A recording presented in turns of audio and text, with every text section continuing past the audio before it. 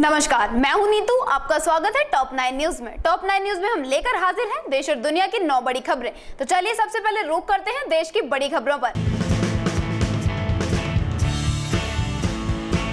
दिवंगत पूर्व राष्ट्रपति एपीजे अब्दुल कलाम के पार्थिव शरीर को आज दिल्ली से रामेश्वर ले जाया गया।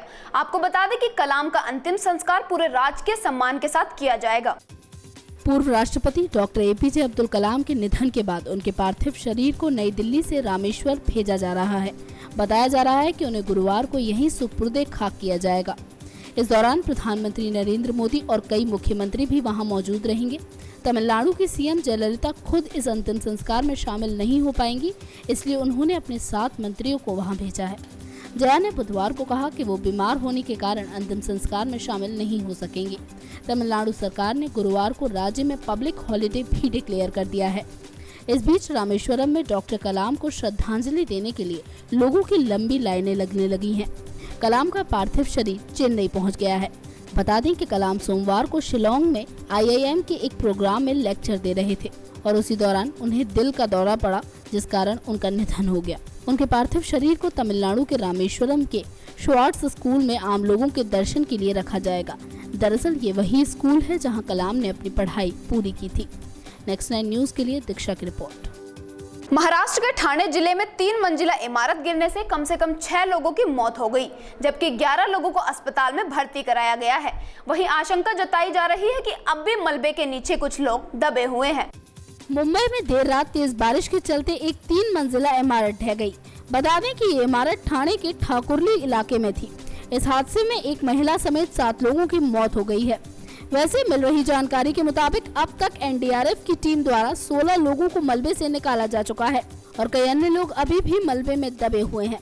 इस हादसे के बाद मौके पर ठाणे, भिवंडी, अंबरनाथ, कल्याण की रेस्क्यू टीम भी राहत कार्य में जुट गई है। इस बिल्डिंग के ढहने से आसपास की कई इमारतों को भी नुकसान पहुंचा है। मिली सूचना के मुताबिक हादसा मंगलवार रात 11 बजे के आसपास हुआ। बिल्डिंग का नाम मातृ छाया है। तेजी से राहत और बचाव कार्य सुनिश्चित करने के लिए ठाणे के कलेक्टर डॉक्टर अश्विनी जोशी भी पहुंचे। मौके पर पहुंचे मेयर कल्याणी पाटिल ने बताया कि लोगों को बिल्डिंग खाली करने के लिए काफी पहले नोटिस दिए गए थे, लेकिन लोगों ने घर खाली नहीं किए, जिसके बाद इस तरह के हादसे का सामना करना पड़ा। नेक्स्ट 9 न्यूज के लिए दीक्षा की रिपोर्ट। गुजरात में हो रही लगातार भारी बारिश ने अपना कहर ढाना शुरू कर दिया है। वहीं बाढ़ में अब तक 22 लोगों की मौत हो चुकी है, जबकि भारी बारिश के चलते लोगों का जीना मुहाल हो गया है। गुजरात में लगातार हो रही बारिश की वजह से पूरे राज्य में अब तक 22 लोगों की मौत हो गई है।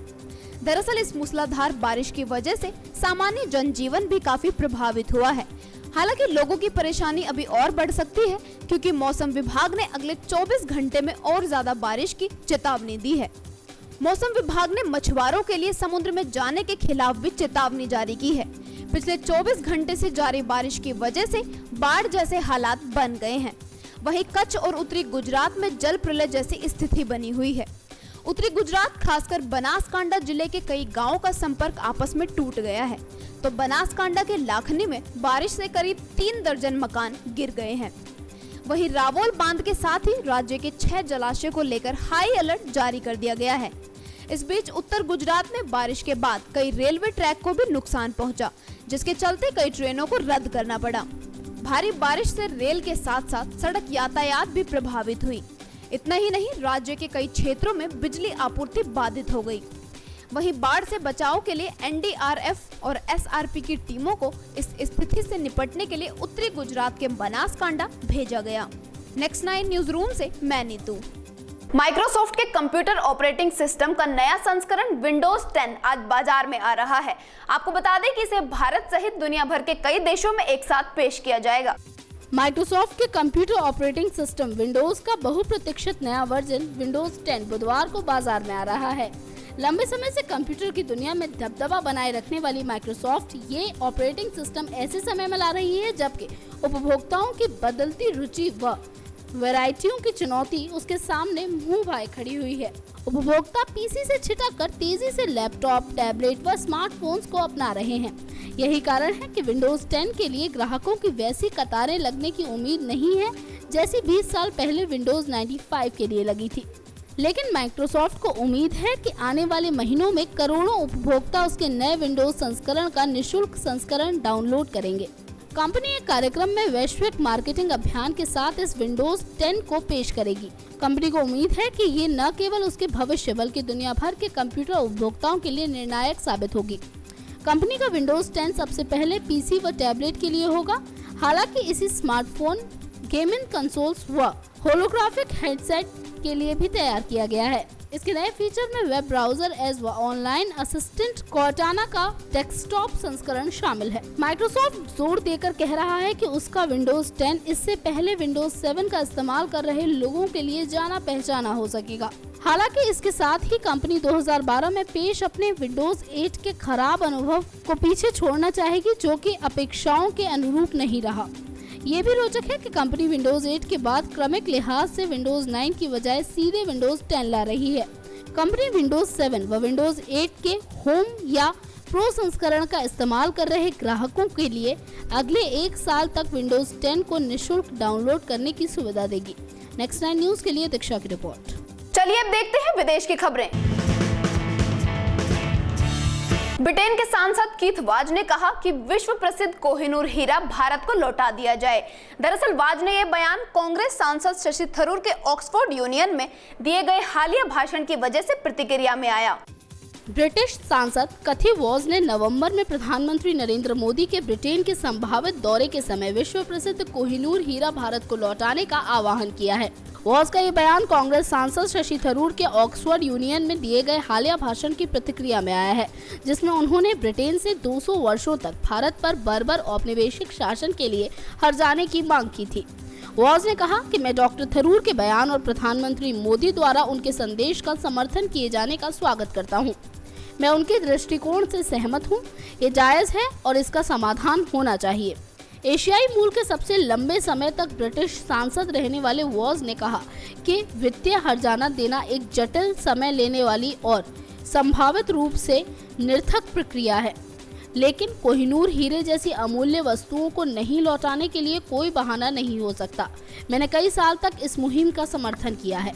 पीएम मोदी का नवंबर में ब्रिटेन का दौरा होने वाला है और ब्रिटिश प्रधानमंत्री डेविड कैमरन मजबूत द्विपक्षीय संबंध बरकरार रखने के लिए असाधारण प्रयास कर रहे हैं। वॉज ने कहा कि वो कितना शानदार क्षण होगा जब यदि मोदी अपनी बहुत दिनों से प्रतीक्षित यात्रा को संपन्न करते हैं तथा वो हीरे को लौटाए जाने के वादे के साथ भारत लौटते हैं। नेक्स्ट 9 न्यूज के लिए दीक्षा की रिपोर्ट। नेपाल के गढ़ीमाई मंदिर में दी जाने वाली लाखों पशुओं की बलि पर अब रोक लगा दी गई है। आपको बता दें कि इस मंदिर में हर 5वें साल होने वाली पूजा में लाखों पशुओं की बलि दी जाती थी। नेपाल, जिसे हाल ही में हिंदू राष्ट्र बनाने की घोषणा की गई है, वहां अब एक और नई शुरुआत की जा रही है। जी हां, दरअसल नेपाल के गढ़ीमाई मंदिर में दी जाने वाली लाखों पशुओं की बलि पर अब रोक लग गई है। मंदिर के ट्रस्ट ने मंगलवार को इस पशु बलि के समापन की औपचारिक घोषणा की। आपको बता दें कि इस मंदिर में हर 5वें साल में होने वाली पूजा में लाखों पशुओं की बलि दी जाती थी। दरअसल ये दुनिया का सबसे बड़ा पशु बलि मेला है। ट्रस्ट ने लोगों से भी अपील की है कि इस बार जब पूजा में शामिल हों तो बिना पशुओं के शामिल हों। वैसे बता दें कि हिंदू धर्म की मान्यताओं के अनुसार पशु बलि की ये प्रथा करीब 300 सालों से चलती आ रही है। हालांकि पिछले साल हुई पशु बलि के बाद भारत समेत तमाम देशों ने इस बलि पर रोक लगाने की बात कही थी। भारत के सुप्रीम कोर्ट ने इस त्योहार के लिए भारत से नेपाल जाने वाले पशुओं पर भी रोक लगाने का आदेश दिया था। भारत और नेपाल के पशु अधिकार संगठन लंबे समय से बलि पर रोक लगाने की भी मांग कर रहे हैं। 2014 में human society international India and animal welfare network Nepal ने गढ़ीमाई मंदिर में होने वाली इस बलि के विरोध में एक वैश्विक अभियान चलाया था, जिसे दुनिया भर के लोगों द्वारा समर्थन भी मिला था। नेक्स्ट 9 न्यूज के लिए दीक्षा की रिपोर्ट। चलिए अब नजर डालते हैं मनोरंजन की खबरों पर। महानायक अमिताभ बच्चन पूर्व राष्ट्रपति एपीजे अब्दुल कलाम के निधन से काफी दुखी हैं। बिग बी ने याद किया कि कैसे उन्हें इस महान व्यक्ति के साथ टेलीफोन पर बातचीत करने का सुअवसर मिला था। हाल ही में दिल का दौरा पड़ने के कारण डॉक्टर एपीजे अब्दुल कलाम के निधन के बाद सोशल मीडिया पर अब्दुल कलाम साहब ही छाए हुए हैं, जिसके चलते अब अमिताभ बच्चन ने भी अब्दुल कलाम को याद करते हुए अपने ब्लॉग में लिखा कि उन्हें कैसे इस महान शख्सियत के साथ टेलीफोन पर बातचीत करने का सुअवसर मिला था। 72 वर्षीय अमिताभ ने अपने ब्लॉग पर लिखा कि डॉक्टर कलाम बच्चों जैसे व्यवहार करने वाले व्यवहारिक, सबसे प्यार और सबकी परवाह करने वाले सीधे साधे व्यक्ति थे। मेरी उनके साथ संपर्क की एकमात्र उपलब्धि वो है एक टेलीफोनिक बातचीत जो उन्हें भारत का अगला राष्ट्रपति घोषित किए जाने से पहले हुई थी। बिग बी ने आगे ट्वीट किया कि एक प्रतिष्ठित हस्ती का आकस्मिक अंत। वहीं अमिताभ ने प्रार्थना की कि कलाम के परिवार को इस दुख को सहने की हिम्मत मिले। आपको बता दें कि भारत के मिसाइल मैन अब्दुल कलाम का दिल का दौरा पड़ने से सोमवार को शिलोंग के एक अस्पताल में निधन हो गया था। नेक्स्ट 9 न्यूज रूम से मैं नीतू। यूपी के बलिया में भोजपुरी फिल्मों में काम कर चुकी एक्ट्रेस पर एक युवक ने तेजाब फेंक दिया, जिसके चलते एक्ट्रेस और उसके साथी का चेहरा बुरी तरह से झुलस गया। भोजपुरी डॉक्यूमेंट्री दहेज की एक्ट्रेस पर उसके पूर्व प्रेमी ने तेजाब फेंक दिया। वहीं इस तेजाब हमले की वजह से अभिनेत्री और उसका दोस्त दोनों ही गंभीर रूप से झुलस गए। मामला कुछ यूं है कि रसड़ा क्षेत्र में चल रही फिल्म की शूटिंग में गाजीपुर की Bhojpuri actress Rupali lead role कर रही थी। वहीं यूनिट के सभी सदस्य एक विद्यालय में ठहरे हुए थे। इसी यूनिट का एक युवक अजय पुजारी अभिनेत्री से प्रेम करता था, लेकिन युवती बिहार में भोजपुर जिले के एक गाँव में रहने वाले विकास कुमार से प्रेम करने लगी। इस वजह से अजय अभिनेत्री से नाराज था और इस बात को लेकर अक्सर ही उससे झगड़ता रहता था। हालांकि जब रात में शूटिंग के बाद सभी कलाकार अपने कमरे में सो रहे थे, तभी अचानक आधी रात को अजय कमरे में पहुंचा और अभिनेत्री व विकास पर तेजाब फेंककर उन्हें घायल कर दिया। वहीं चीख पुकार सुनकर अन्य कलाकार वहां पहुंचे और दोनों को नजदीकी स्वास्थ्य केंद्र पहुंचाया गया। बहरहाल आरोपी अजय को मौके पर ही गिरफ्तार कर लिया गया है। नेक्स्ट 9 न्यूज रूम से मैं नीतू। अभिनेता नवाजुद्दीन सिद्दीकी का कहना है कि इस साल के अंत तक अमिताभ बच्चन के साथ उनकी फिल्म की शूटिंग शुरू हो जाएगी। खबरों की माने तो फिल्म का नाम केरला बताया जा रहा है। मंझे कलाकारों की लिस्ट में शुमार बॉलीवुड अभिनेता नवाजुद्दीन सिद्दीकी ने इस बात की पुष्टि की है कि इस साल के अंत तक महानायक अमिताभ बच्चन के साथ उनकी फिल्म की शूटिंग शुरू हो जाएगी। आपको बता दें कि कहानी फिल्म निर्देशक सुजोय घोष इसके स्क्रिप्ट के अंतिम चरण में है।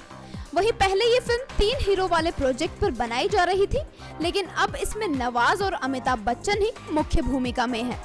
अंदाजा लगाया जा रहा है कि फिल्म का नाम केरला है और फिल्म की शूटिंग भी केरल में ही होगी। वहीं फिल्म को लेकर उत्साहित नवाज ने बताया कि कहानी पर काम पूरा होने के बाद ही हम जल्द ही वर्कशॉप भी शुरू कर देंगे। यहाँ बताते चले कि बच्चन के साथ काम कर पाने की अपनी यात्रा से नवाज काफी हैरत में है।